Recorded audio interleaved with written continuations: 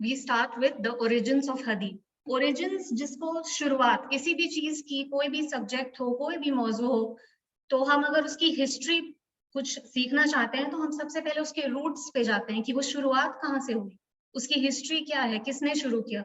कोई भी चीज तो एक इंसान सडनली उसको इंस्पिरेशन तो नहीं होता कि सुबह उठ के हाँ आज मैं हदीस लिखूंगा, नहीं, ऐसा तो नहीं होता.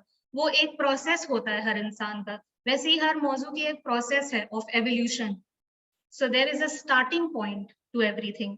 तो वो स्टार्टिंग पॉइंट हदीस की क्या है, वो ओरिजिन क्या है. तो हदीस जैसे हम अब सब जानते हैं कि हदीस जो है कि रसूल अल्लाह की जो अमाल थी, जो जिंदगी में उन्होंने जो भी अपने अमाल किए, जो बताए, जो उनके हैबिट्स थे, पर्सनल, प्रोफेशनल, सोशल, पॉलिटिकल, उन सब को कलेक्शन, उन सारे कलेक्शन को हम हदीस कहते हैं. तो ये कलेक्ट कैसे हुआ. आज जो हम हदीस की किताबें जो सुनते हैं वो क्या रसूल अल्लाह ने लिखी? नहीं. तो क्या है कि रसूल अल्लाह के वक्त में ओरिजिन्स ऑफ हदीस जो है वो 3 फेजेस में डिवाइडेड है. पहला ये है कि ड्यूरिंग द प्रॉफिट सल्लल्लाहु अलैहि वसल्लम टाइम, रसूल अल्लाह के वक्त में किस तरह से हदीस डेवलप हुई. तो understanding and expansion of concepts of दीन. तो जब रसूल अल्लाह कुरान की जब रेवलेशन चल रही थी, जब कुरान नाजिल हो रही थी, आयत एक आयत, फिर कुछ महीनों बाद दूसरी आयत, उस तरह से जब नाजिल हो रही थी तो बहुत सारे कॉन्सेप्ट्स थे, जैसे तौहीद, जैसे हिजाब, जैसे ज़कात, रोजा, ये सब कैसे. तो रसूल अल्लाह इसी को एक्सपैंड करते थे. ये जो दीन के जो बेसिक कॉन्सेप्ट्स हैं, जैसे शहादत, ये सब जब उनको आयत मिल रही थी अल्लाह से, तो इसी तरह वो सहाबा को, सहाबियात को कलेक्ट करके, औरतों की भी अलग से रसूल अल्लाह उनके साथ भी बैठकर बातचीत करते थे. तो इस तरह से उनको दीन सिखाते थे. तो ये जो दीन सिखाते थे, तो उनके जो स्टूडेंट्स थे, जो सहाबास थे, वो लिखते थे उस वक्त एनिमल स्किन में या फिर लेदर में. ये सब पेपर, उस वक्त इतना ज्यादा प्रिंटिंग प्रेस और ये सब कुछ नहीं था. जैसे आज तो हम फोन में नोट डाउन कर सकते हैं, आईपैड्स हैं हमारे पास, उस पर लिख सकते हैं. तो उस वक्त ये नहीं था. तो वो क्या करते थे कि वो एनिमल स्किन में या लेदर में या पार्चमेंट्स, लीव्स में, सूखे पत्ते में, इंक से, तो ये सब नोट डाउन करते थे. तो this was the earliest start of recording. जो भी रसूल अल्लाह करते थे, जो अमल बताते थे, कुछ कुछ बताया उन्होंने, कुछ कोई सहाबा अगर कोई प्रॉब्लम लेकर आए तो सोल्यूशन बताया. तो इस तरह वो नोट डाउन करना शुरुआत हुआ वो. उसके बाद अमल बेस्ड लर्निंग ऑफ सहाबाज एंड मुस्लिम कम्युनिटी. तो रसूल अल्लाह का मानना था कि किसी चीज को अगर आपको याद करना है, याद दहानी के लिए सबसे ज्यादा जरूरी है कि आप उस चीज पर अमल करें. अगर आप एक आयत भी पढ़ते हैं और उस आयत पे अमल करें तो वो आपको और ज्यादा अच्छे से याद होगा. तो दिस वाज अनदर स्टेप कि हदीस इस तरह से रिकॉर्ड होता चला गया. ये रसूल अल्लाह ने बताया कि खाने के बाद मीठा खाना अच्छा लगता है, उनको सुन्नत है. तो ये people started doing that and they started remembering that. जैसे हम वजू करते हैं तो ऑड नंबर ऑफ टाइम्स हमें हाथ धोना है या मुंह धोना है. इस तरह से रसूल अल्लाह ने बताया. सहाबा जो है सारे, जो अर्लीस्ट मुस्लिम कम्युनिटीज है, they were very very very energetic, they wanted to learn. बच्चों की तरह क्यूरियोसिटी थी उनकी. तो वो क्या करते थे, वो जो सुनते थे वो उस पर अमल करना शुरुआत कर देते थे. तो इस तरह से भी लोग एक दूसरे से अमल के तौर पे सीखते सीखते लिखना उन्होंने शुरू किया, अमल करना शुरू किया. तो दीज वर ओरिजिन्स. उसके बाद एक स्पेसिफिक पीरियड था ऑफ 22 to 23 इयर्स जब कुरान नाजिल हुई. कुरान नाजिल हुई जिब्रील अलैहिस्सलाम के जरिए फ्रॉम अल्लाह टू रसूल अल्लाह सल्लल्लाहु अलैहि वसल्लम.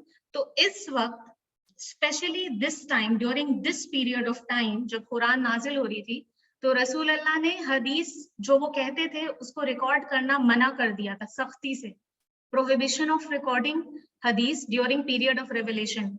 वो इसलिए क्योंकि रसूल अल्लाह जो कहते थे वो अब खुद से नहीं कहते थे, वो अल्लाह उनसे कहलवाते थे through dreams, through inspiration, through passing messages from जिब्रील अलैहिस्सलाम.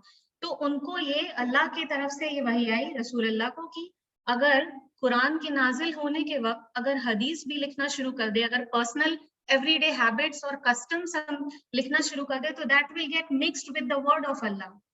And Quran is the direct word of Allah, we know that. Quran में जो भी है, जो मतलब एक हर्फ भी, एक लेटर भी यहाँ से वहां नहीं है, किसी का कुछ ह्यूमन एडिशन नहीं है. वो that is the direct word of Allah, we believe as Muslims. تو اسی لیے یہ 22 to 23 ایئرس کے قرآن نازل ہونے کے دوران رسول اللہ نے منع کر دیا. تو اس وقت جب حدیث ریکارڈ نہیں ہو رہا تھا تو صحابہ عمل کرتے تھے, وچ از ویری امپورٹنٹ, جو ہمیں یاد رکھنا ہے کہ حدیث کو اگر ہم کوئی نئی چیز پڑھیں تو اس کو ہم طریقے ڈھونڈیں کہ ہم کس طرح عمل میں لائیں اسے. That is how we will remember it and we will understand it enough that we can spread it, share it with others. Then fourth بھی یہی, Muslims encouraged to memorize through practice. رسول اللہ یہ اپنے صحابہ سے کہتے تھے کہ آپ میمورائز, آپ جو قرآن کی آیتیں جو سن رہے ہیں انہیں لکھ رہے ہیں, لکھنے کے بجائے یاد کر رہے ہیں, یاد کرنے کے بجائے اسے پریکٹس کریں تو آپ کو اچھے سے یاد ہو جائے گا. یہ ہم جو لوگ جیسے اگر سائنس یا جو بھی ہے, جو اسٹریم سے بھی پڑھا ہے ہم نے, یہ ہم جانتے ہیں کہ کسی بھی چیز کو لکھ کر یاد کر سکتے ہیں یا اسے پریکٹس کریں, بار بار دہرائیں اسے, جتنا دہرائیں گے اتنا وہ پرفیکٹ ہو جائے گا. Practice makes perfect. So these four were the earliest origins. This is how جو رسول اللہ کے جو habits تھے, جو بھی تھے, ان کو پریزرو کیا گیا پیپر میں لکھ کر, اولڈ پیپر, اسٹیمپس, لیدرز, اینیمل اسکنز, یہ سب میں لکھ کر, پریکٹس کر کر اور یاد کر کے. اس کے بعد رسول اللہ کی ڈیتھ ہو گئی. اب ان کے انتقال کے بعد خصوصی طور پہ عمر رضی اللہ عنہ کی خلافت کے وقت کیا ہوا کہ قرآن جو ہے ابھی جس فارم میں ہے, جو کتاب میں مصحف کے فارم میں جو ہے, وہ اس وقت نہیں تھا. اس وقت جیسے میں نے بتایا ریکارڈ کرتے تھے, بہت سارے صحابہ جو تھے انہوں نے حفظ کیا ہوا تھا, قرآن آیت ورڈ ٹو ورڈ انہوں نے یاد کیا ہوا تھا. تو اب عمر رضی اللہ عنہ کی خلافت کے وقت سے یہ شروع ہوا کہ اس کو مینوسکرپٹ کے طور پر لکھیں, کلیکٹ کریں, ارینج کریں کہ کس طرح سے آسانی ہو قرآن کو حفظ کرنے میں, تلاوت کرنے میں, پڑھانے میں, تفسیر بنانے میں, سمجھانے میں. تو یہ جو ہے آج جو ہم قرآن اور حدیث جس فارم پہ, بک کے فارم پہ جو پڑھ رہے ہیں, یہ اس وقت سے شروع ہو گیا, immediately after the death of رسول اللہ. کیونکہ the entire Muslim community was sort of, they felt کہ ان کا جو back bone has broken after رسول اللہ. So they were very fretful کہ ہمیں کس طرح سے پریزرو کرنا ہے, دین کو کس طرح بچانا ہے. اور اس وقت جو مسلمس کا جو زیل تھا, الحمدللہ اس وقت we cannot imagine اس وقت جو زیل تھا, اور چھوٹے چھوٹے بچوں میں تھا. علی رضی اللہ عنہ, he was the first child to embrace اسلام. تو بچوں میں یہ تھا جذبہ کہ ہم لکھیں, ہم سیکھیں, ہم پریزرو کریں. تو اس وجہ سے جو حدیث ہے جو وہ لکھنا شروع ہونا اسٹارٹ ہوا. اس وقت میں بہت سارے اسکالرس آلریڈی انہوں نے کام کرنا شروع کر دیا تھا, حدیث لکھنا, جو رسول اللہ کے ہیبٹس ہیں, جو انہوں نے حکم دیا ہے کئی چیزوں کو لے کر, وضو کو لے کر, پاکی کو لے کر, ان سب کو لے کر جو انہوں نے بتایا ہے وہ سب انہوں نے لکھنا شروع کر دیا. تو اس وقت کئی اسکالرس تھے جن کے نام ہم آگے دیکھیں گے کون کون تھے اس وقت. اس کے بعد کیا ہوا کہ جب یہ قرآن کا, جب یہ مصحف کا جو پریزنٹ فارم میں جو کلیکشن ہو رہا تھا, تو اس وقت جو ہمارے خلیفہ تھے, the four rightly guided خلیفہ, ان چاروں نے based on رسول اللہ teachings قرآن کو مکی اور مدنی سورہ کے حساب سے ارینج کرنا شروع کیا. کہ یہ جو سورہ ہے, جب رسول اللہ جب مکہ میں تھے اس وقت یہ سورہ یہ نازل ہوئی تھی, تو یہ مکی سورہ ہے. اور جو مدینن پیریڈ میں, جو ان کے ہجرت کے بعد نازل ہوئی, وہ مدینن سورز ہیں. تو مکی اور مدنی سورہ بھی ہم صرف سنتے ہیں آن دا سرفیس, وی تھنک کہ اوکے اس کا یہی مطلب فلسفہ ہے کہ یہ مکن پیریڈ میں ریویل ہوا اور یہ مدینن period. But there is some thing beyond that we will learn انشاءاللہ ٹوڈے, کہ مکی اور مدنی سورہ ڈفرینٹ کیسے ہے. اس کا بہت امپورٹنٹ رول ہے ان اوریجن آف حدیث. تو مکی اور مدنی سورہ کی جو ان ڈیپتھ انڈرسٹینڈنگ ہے اس وقت سے یہ بھی بڑھنا شروع ہوئی. تفسیر ابن کثیر جو ون آف دی ارلیسٹ ہے, اس وقت انہوں نے لکھنا شروع کیا. تو یہ تفسیر اینڈ حدیث and everything was starting to be jotted down word by word. اور یہ پیورلی عربک. اس وقت یہ دھیان میں رہے کہ ہم جب حدیث کی ہسٹری پڑھ رہے ہیں تو ہمیں تھوڑا سوشیو پولیٹیکل بیک گراؤنڈ بھی چاہیے. تو اس وقت جو تھی Muslim community was very small, only within the confines of Arab, جس کو مکہ مدینہ, جو حجاز ہم کہتے ہیں, ساتھ میں مکہ اور مدینہ کو Hijaz region, Iraq, Baghdad. So it was confined only to that space جہاں پہ ان کا زبان عربی تھا.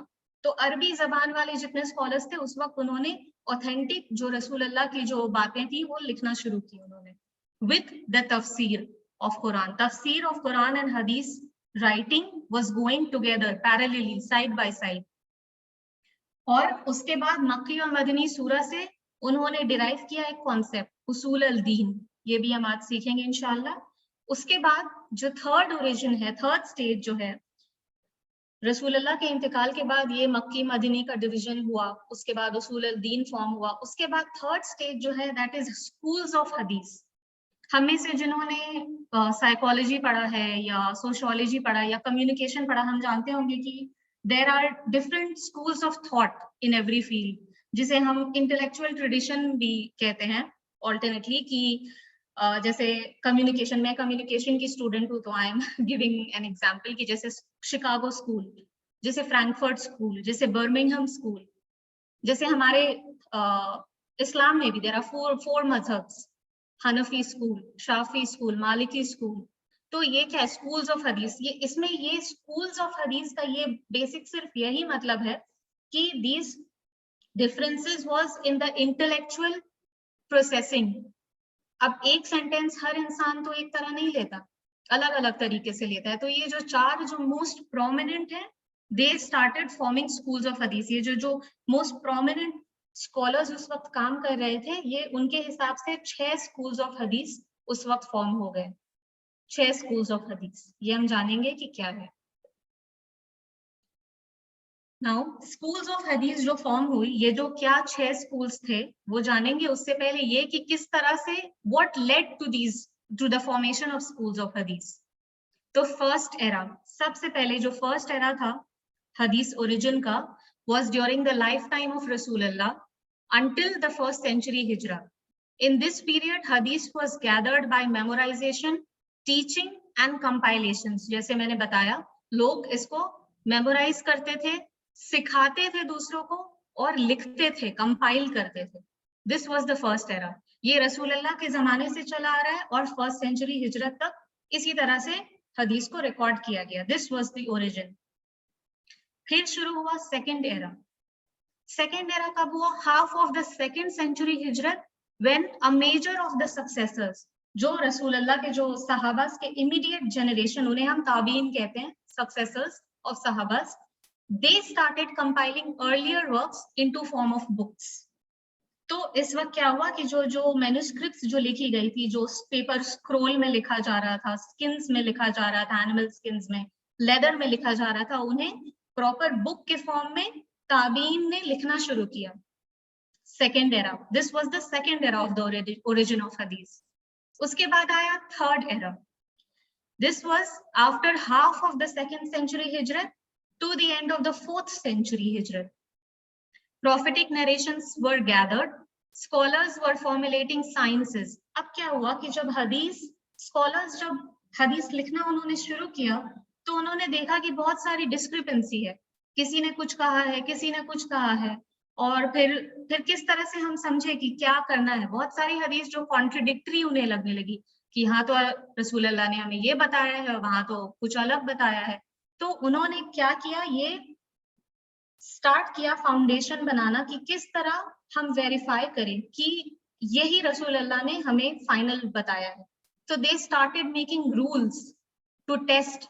जैसे हम हाइपोथेसिस, जो स्कॉलर्स हैं, जो पीएचडी के स्टूडेंट्स हैं, वो जानते होंगे, मास्टर्स के भी जानते होंगे कि जब हम थीसिस बनाते हैं तो हम एक हाइपोथेसिस या रिसर्च क्वेश्चन डालते हैं कि हमें इसे प्रूव करना है थ्रू द एंटायर रिसर्च. तो दे स्टार्टेड फॉर्मुलेटिंग कि हम ये हदीस सही है तो किस तरह हम टेस्ट करेंगे, what are the parameters that we are going to look for. तो scholars started formulating sciences and methodologies regarding verification to preserve the original words of Rasulullah. तो इस वक्त आप सोचें, I can only marvel कि इस वक्त 10023 books just in the third era, इतनी किताबें लिख दी गई थी उस वक्त तक अरबी में, और ये सारी अरबी में है. Keep in mind, this was just in Arabic.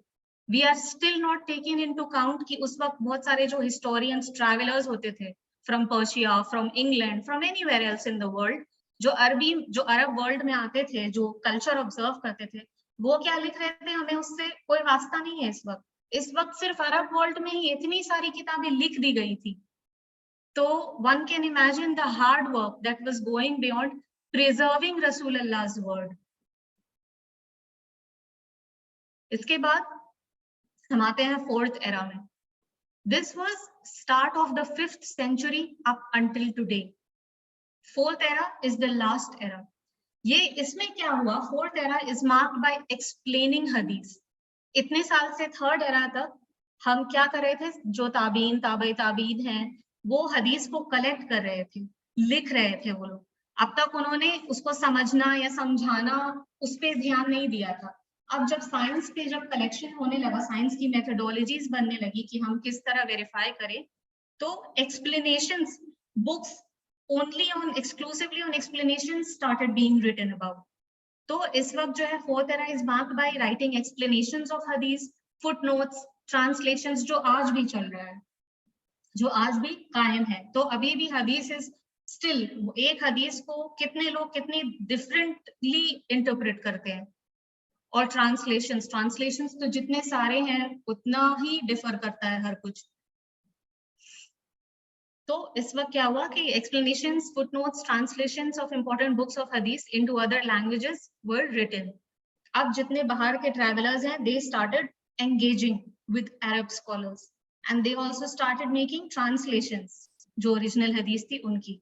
तो इस वक्त ये मैंने list out किया है, कुछ examples हैं. These were the earliest compilations, even before Imam Bukhari, even before Imam Muslim, Tirmizi, Dawood, Ahmad, in सबसे पहले these were the earliest compilations of hadith, जिसमें आता है Ibn Hajar al-Asqalani and his commentary on Sahih Bukhari, tafsir of Sahih Bukhari. So Bukhari, Imam Bukhari was born around 179 AD, Hijrat, sorry. So he was also at that time a scholar.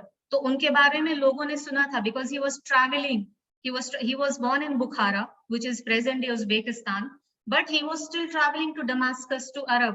तो लोगों ने सुना था कि हाँ हमारे पास कोई हदीस का कुछ पूछने आया था. तो these people knew each other. They were very well connected this way कि हम हदीस पे काम कर रहे हैं. तो there were at that time सही बुखारी पे commentary भी लिखना शुरू हो गई थी. So the people they were so curious कि हम कैसे हम इसको preserve करें. Then other books are combined hadith of Isra wal Miraj, Hadith Qudsi, Book of Jihad. These were some examples of the earliest. और ये सारे अरबी में हैं. उसके बाद जो मैं स्कूल ऑफ हदीस की बात कर रही थी, 6 different schools started emerging. School of Makkah, School of Medina, School of Basra, School of Syria, School of Kufa, School of Baghdad and School of Egypt. इसमें क्या है कि Kufa and Baghdad is literally just the same. ये इन दोनों में बहुत similarity है, तो we either combine it together, but just to give more information मैंने दोनों का ही नाम लिख दिया है यहाँ पे. तो क्या है कि ये जो 6 schools of hadith थे, इनमें different all the scholars were somehow aligned. ये different schools of thoughts में सब scholars काम कर रहे थे. कोई स्कूल ऑफ मक्का से अलाइन था, कोई मदीना से काम कर रहा था, कोई कूफा से काम कर रहा था, कोई इजिप्ट से कर रहा था. All of they were denoting and jotting down हदीस कि किसने किससे सुना, रसूल अल्लाह ने क्या कहा था. And this is a very important time. इसी वक्त starting from 4th era of हदीस ओरिजिन, इस वक्त से स्टार्ट हुई हदीस में डिस्क्रिपेंसीज नोट होना और आउटलाइन होना, कमिंग टू द पब्लिक आई. इस वक्त से as the schools progress, ये आप देखेंगे कि different अरबी speaking nations ही हैं, but उनके local cultures और news के हिसाब से, उस वक्त की society के हिसाब से थोड़ी discrepancy आने लगी हदीस में. This was when it was realized कि हदीस को authentic proof करना बहुत important है. Thus developing the science or methodology of हदीस, कि किस तरह हमने जो सुना है उसे हम टेस्ट कैसे करें कि ये सही है या गलत है. तो इसी वक्त during the formation of these schools of हदीस, ये साइंस ऑफ हदीस की मेथोडोलॉजी बननी शुरू हो गई. And this was the time कि डिस्क्रिपेंसी समझ आए. दिस वाज द टाइम जो हम ये अब क्या कैसे बोल सकते हैं कि this is a reality. So I have to say कि जैसे जो डिवीजन है शिया सुन्नीज, ये अल्लाह ने तो हमें मुसलमान बनाया, रसूल अल्लाह ने तो हमें सिर्फ एक ही आइडेंटिटी बताई कि मैं मुसलमान हूँ, I am a Muslim, but we identify as a Sufi or a शिया और अ सुन्नी. तो इस वक्त से ये जो डिविजन्स है, दीज बिकेम स्ट्रॉन्गर. क्योंकि जो बगदाद से लिख रहा था, he had a different viewpoint regarding the Karbala incident.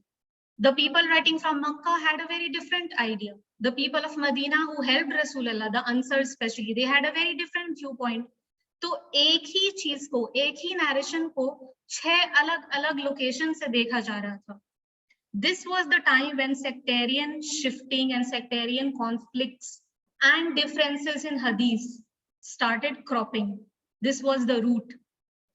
जो आज हम जो फॉलो करते हैं वो कुतुब सित्ता, जो the 6 सही हदीस किताब, which is very different from what Shias follow. The Najul Balagha they follow.